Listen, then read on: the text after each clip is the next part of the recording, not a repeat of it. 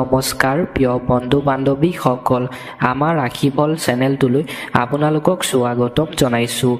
যদি আপুনি মহাদেৱৰ কৃপা বা আশীৰ্বাদ লাভ কৰিব বিচাৰে তেনেহ'লে লাইক কমেণ্ট শ্বেয়াৰ ছাবস্ক্ৰাইব কৰি দিব। আৰু যদি আপোনালোকৰ ঘৰৰ সমস্যা সমাধান লাগে তেনেহ'লে মোৰ চেনেলটো ছাবস্ক্ৰাইব কৰি বেল আইকনটো ক্লিক কৰি দিব। যদি আপুনি ছাবস্ক্ৰাইব নকৰে তেনেহ'লে আপোনাৰ ঘৰত ডাঙৰ বিপদ হ'ব। যদি আপুনি ছাবস্ক্ৰাইব কৰে মোৰ ভিডিঅ'সমূহ চাই আপোনালোকৰ সমস্যা বা বিপদৰ পৰা মুক্তি লাভ কৰিব। 100% সঁচা কথা। আজি এই ভিডিঅ'টোত 1000 ভিউৱাৰ্ছৰ ভিতৰত মিনিমাম 500 ছাবস্ক্ৰাইবাৰ টাৰ্গেট। ভিডিঅ'টো চোৱাৰ লগে লগে চেনেলটো ছাবস্ক্ৰাইব কৰি দিয়ক সকলোৱে। কোনো ছাবস্ক্ৰাইব নকৰাকৈ এই চেনেলটোৰ পৰা গুচি নাযাব। মহাদেৱৰ কৃপাত আপুনি ভবামতে আপোনালোকৰ মনৰ আশা মহাদেৱে পূৰণ কৰিব। ধন্যবাদ। হৰ হৰ মহাদেৱ, হৰ হৰ মহাদেৱ, হৰ হৰ মহাদেৱ। প্ৰথমতে আহিছোঁ আমি মেঘ ৰাখি। আপোনাৰ এজন চুবুৰীয়াই আজি আপোনাক টকা ধাৰ ল'বলৈ ক'ব পাৰে। আপোনাক ঋণ দিয়াৰ আগতে তেওঁলোকৰ বিশ্বাসযোগ্যতা পৰীক্ষা কৰিবলৈ পৰামৰ্শ দিয়া হৈছে, অন্যথা ধনহে হেৰুৱাব পাৰে। আজিৰ দিনটোত আপোনাৰ ঘৰৰ ওচৰৰ ব্যক্তিয়ে আপোনাক টকা ধাৰলৈ ল'বলৈ ক'ব অন্য ব্যক্তিৰ পৰা, আৰু আপুনি সেই টকা তেওঁক বিশ্বাস কৰি আপুনি টকাখিনি ধাৰলৈ ল'ব। লোৱাৰ পিছত আপুনি সেই ধন ঘূৰাই দিব নোৱাৰাৰ বাবে আপুনি সেই ধন হেৰুৱাব লগা হ'ব পাৰে বুলি কৈছে। সামাজিক কাৰ্যকলাপ প্ৰভাৱশালী আৰু গুৰুত্বপূৰ্ণ লোকসকলৰ সৈতে পৰিচিত হোৱা এক ভাল সুযোগ হিচাপে প্ৰমাণিত হ'ব। আজিৰ দিনটোত সামাজিক কাৰ্যকলাপত আপুনি প্ৰভাৱশালী ব্যক্তিৰ লগতহে ভাল সুযোগ আপুনি পাব বুলি কৈছে। আপুনি আপোনাৰ প্ৰেম শুনিব নালাগিব পাৰে। আজিৰ দিনটোত আপোনাৰ ভালপোৱা ক্ষেত্ৰৰ কথা কৈছোঁ। আপোনাৰ প্ৰেমৰ কথা অন্য ব্যক্তিৰ আগত আপোনাক প্ৰকাশ কৰিবলৈ কোৱা নাই। এইবাৰ আহিছোঁ আমি বৃষভ ৰাখি। ঘৰুৱা সামগ্ৰী অসাৱধানতাৰে ব্যৱহাৰ কৰাটো আপোনাৰ বাবে সমস্যা হ'ব পাৰে। এই পৰিমাণৰ ডাঙৰ ব্যৱসায়ীসকলে এই দিনটোত অতি চিন্তাৰে ধন বিনিয়োগ কৰিব লাগিব। আজিৰ দিনটোত আপুনি ঘৰৰ কাম যদি কৰে আপোনাৰ ঘৰৰ কাম সাৱধানে কৰিবলৈ কৈছে। আৰু ব্যৱসায়ৰ ক্ষেত্ৰতো আজি অলপ আপোনাৰ সমস্যাৰ সৃষ্টি হ'ব পাৰে বুলি কৈছে। অলপ আপোনাক সাৱধানে টকা পইচা ধন বিনিয়োগ কৰিবলৈ কৈছে আজিৰ দিনটোত। এইবাৰ আহিছোঁ আমি মিথুন ৰাখি। মনত ৰাখিব যে ইয়াক উপেক্ষা কৰাটো পিছলৈ অত্যধিক হ'ব পাৰে। আপোনাক ইয়াক মনত ৰাখিবলৈ কৈছে। আজি যদি আপুনি আনৰ মতে বিনিয়োগ কৰে তেন্তে বিত্তীয় লোকচান প্ৰায় নিশ্চিত। আজিৰ দিনটোত যদি আপুনি অন্য ব্যক্তিৰ কথামতে যদি আপুনি কাম কৰে ব্যৱসায়িক ক্ষেত্ৰত আপোনাৰ আজি লোকচান হ'ব বুলি কৈছে। আপোনাক নিজৰ মতে কাম কৰিবলৈ কৈছে। এইবাৰ আহিছোঁ আমি ককট ৰাখি।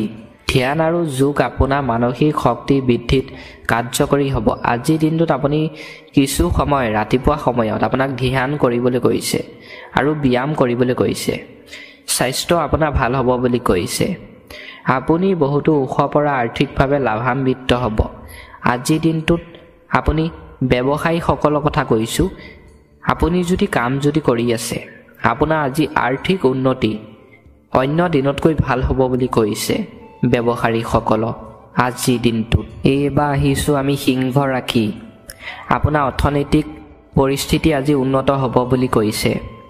পৰিয়ালৰ সদস্যসকলৰ প্ৰয়োজনীয়তাক অগ্ৰাধিকাৰ দিয়ক। আজিৰ দিনটোত পৰিয়ালৰ সদস্যসকলৰ প্ৰয়োজনত আপোনাক যদি বিচাৰে আপোনাক কামবিলাক কৰি দিবলৈ সহায় কৰিবলৈ কৈছে।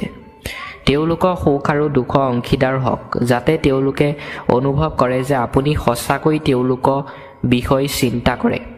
আজিৰ দিনটোত পৰিয়ালৰ ব্যক্তিৰ বিষয়ে আপোনাক কিছু চিন্তা কৰিবলৈ কৈছে। পৰিয়ালৰ ব্যক্তি যদি আজিৰ দিনটোত দুখ যদি হয় আৰু সুখো হয় আপোনাক লগত থাকিবলৈ কৈছে। পিছত সেই পৰিয়ালৰ ব্যক্তি আপোনাক প্ৰশংসা কৰিব পাৰে বুলি কৈছে। এইবাৰ আহিছোঁ আমি কন্যা ৰাখি। চকু ৰোগীয়ে প্ৰদূষিত স্থানলৈ যোৱা পৰিহাৰ কৰে, কিয়নো ধোঁৱাই আপোনাৰ চকু অধিক ক্ষতি কৰিব পাৰে। আজিৰ দিনটোত যিসকল ব্যক্তি চকু বেমাৰত ভুগি আছে সেই ব্যক্তিসকলে অলপ সাৱধানে চলিবলৈ কৈছে। ধোঁৱাৰ পৰা সাৱধানে আঁতৰত থাকিবলৈ কৈছে আৰু ভাল ঠাইত থাকিবলৈ কৈছে। যদি সম্ভৱ হয় উজ্জ্বল সূৰ্য পোহৰ পৰিহাৰ কৰিব। আপোনাক উজ্জ্বল সূৰ্য পোহৰতো আপোনাক চকু ব্যক্তিসকলক চকু বেমাৰীসকলক যাবলৈ কোৱা নাই।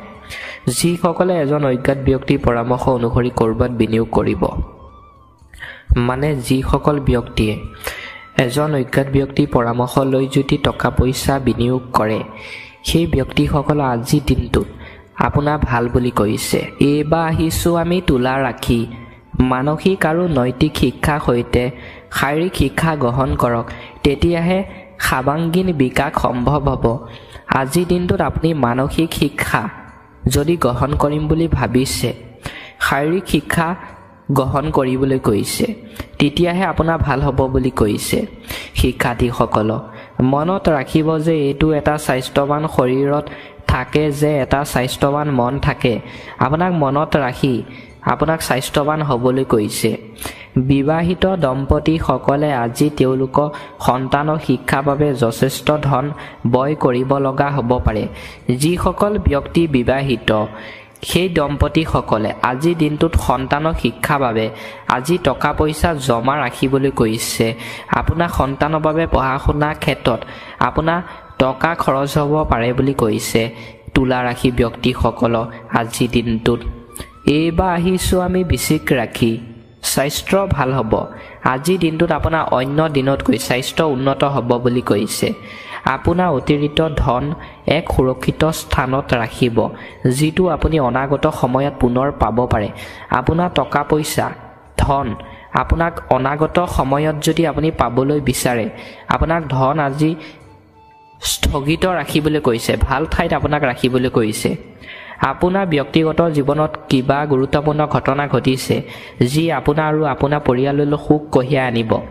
আপোনাৰ ব্যক্তিগত জীৱনত আজিৰ দিনটোত সুখ আহিব বুলি কৈছে। পৰিয়ালৰ ব্যক্তিৰ লগত আপোনাৰ প্ৰিয়জনক বুজিবলৈ চেষ্টা কৰক, অন্যথা আপুনি সমস্যাত পৰিব পাৰে।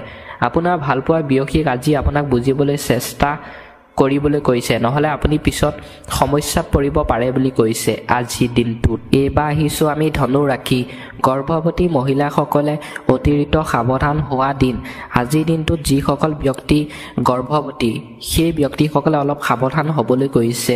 আজি আপুনি যথেষ্ট ইতিবাচকতাৰে ঘৰৰ বাহিৰলৈ যাব, কিন্তু মূল্যৱান সামগ্ৰী চুৰি হোৱাৰ বাবে আপোনাৰ মনোভাৱ বেয়া হ'ব পাৰে। আজিৰ দিনটোত আপুনি বাহিৰলৈ যাব পাৰে বুলি কৈছে, আৰু আপোনাৰ দৰকাৰী বস্তু চুৰি হোৱাৰ বাবে পিছৰ পৰ্যায়ত আপোনাৰ মনটো দুখিত হ'ব বুলি কৈছে। আপোনাৰ পত্নী স্বামীৰ সৈতে বনভোজলৈ যোৱাটো এটা ভাল দিন। আপোনাৰ পত্নী আৰু স্বামীৰ লগত আজি আপুনি পিকনিক খাবলৈ যাব পাৰিব বুলি কৈছে। দিন ভাল বুলি কৈছে। এইবাৰ আহিছোঁ আমি মকৰ ৰাশি।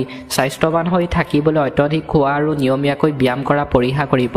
আজিৰ দিনটোত আপোনাক খোৱা বোৱা সাৱধানে খাবলৈ কৈছে আৰু ব্যায়াম কৰিবলৈ কৈছে। আপোনাৰ স্বাস্থ্য ভাল হ'ব কাৰণে আপুনি আজি আপোনাৰ সম্পদ কেনেদৰে সংগ্ৰহ কৰিব লাগে শিকিব পাৰে, আৰু এই দক্ষতা শিকি আপুনি আপোনাৰ ধন ৰাহি কৰিব পাৰে।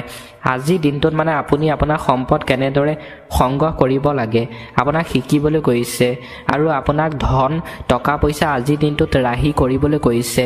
আজিৰ দিনটোত মকৰ ৰাশি ব্যক্তিসকলক। এইবাৰ আহিছোঁ আমি কুম্ভ ৰাশি। কৰ্মক্ষেত্ৰত জ্যেষ্ঠসকলৰ চাপ আৰু ঘৰত বিভেদৰ বাবে আপুনি চাপৰ সন্মুখীন হ'ব লাগিব পাৰে, যাৰ ফলত কামত আপোনাৰ মনোযোগ বিঘ্নিত হ'ব। আজিৰ দিনটোত যদি আপুনি কাম কৰে, জ্যেষ্ঠসকলৰ লগত আপোনাক সন্মুখীন হৈ কাম কৰিবলৈ কৈছে, যাৰ ফলত আপোনাৰ কামৰ মনোযোগ আজিৰ দিনটোত বাঢ়িব বুলি কৈছে। যিসকলে তেওঁলোকৰ নিকটজন বা আত্মীয়ৰ সৈতে একেলগ ব্যৱসায় কৰি আছে, তেওঁলোকে আজি অতি চিন্তাৰে পদক্ষেপ ল'ব লাগিব, অন্যথা আৰ্থিক লোকচান হ'ব পাৰে। যিসকল ব্যক্তিয়ে ব্যৱসায় কৰি আছে একেলগে অন্য ব্যক্তিৰ লগত, তেওঁলোকক আজি চিন্তা কৰি কাম কৰিবলৈ কৈছে, নহ'লে তেওঁলোকৰ লোকচান হ'ব পাৰে বুলি কৈছে। প্ৰেম সম্পত্তি আৰু পাৰস্পৰিক সম্পৰ্ক বৃদ্ধি পাব। আজিৰ দিনটোত প্ৰেমৰ সম্পৰ্ক, ভালপোৱা সম্পৰ্ক অন্য দিনতকৈ ভাল হ'ব বুলি কৈছে। ভিডিঅ'টো শেষত আহিছোঁ আমি মীন ৰাশি। যদি আপোনাৰ পৰিকল্পনা বাহিৰলৈ যাব বিচাৰে, তেন্তে আপোনাৰ সময় হাঁহি আৰু সুখ আৰু সান্তনাৰে ভৰি থাকিব। আপোনাৰ যদি পৰিকল্পনা আপোনাৰ আজিৰ দিনটোত আপুনি ল'ম বুলি ভাবিছে, সময় আৰু হাঁহিৰ মাজত আপুনি পৰিকল্পনা ল'বলৈ কৈছে তেতিয়া আপুনি সুখ আৰু সান্তনা পাব বুলি কৈছে। বয় বৃদ্ধি হ'ব, কিন্তু একেই সময়তে উপাৰ্জন বুদ্ধিৰে ইয়াক সন্তুলিত কৰিব। আজিৰ দিনটোত আপোনাৰ বয় বৃদ্ধি হ'ব বুলি কৈছে আৰু আপোনাক ইয়াক সন্তুলিত কৰিবলৈ কৈছে। আপুনি চিন্তা কৰা পৰিমাণ পাব লাগিব আৰু আপোনাৰ ঘনিষ্ঠ বন্ধু আৰু পৰিয়ালৰ মাজত সুখৰ মুহূৰ্ত বিচাৰিব লাগিব। আজিৰ দিনটোত আপুনি সুখৰ মুহূৰ্ত পাবলৈ হ'লে আপোনাৰ পৰিয়ালৰ ব্যক্তিৰ লগত আপোনাক থাকিবলৈ কৈছে, তেতিয়া আপুনি সুখৰ মুহূৰ্ত পাব বুলি কৈছে আৰু বন্ধু বান্ধৱীৰ লগত আপোনাক থাকিবলৈ কৈছে। মীন ৰাশি ব্যক্তিসকলক আজিৰ দিনটোত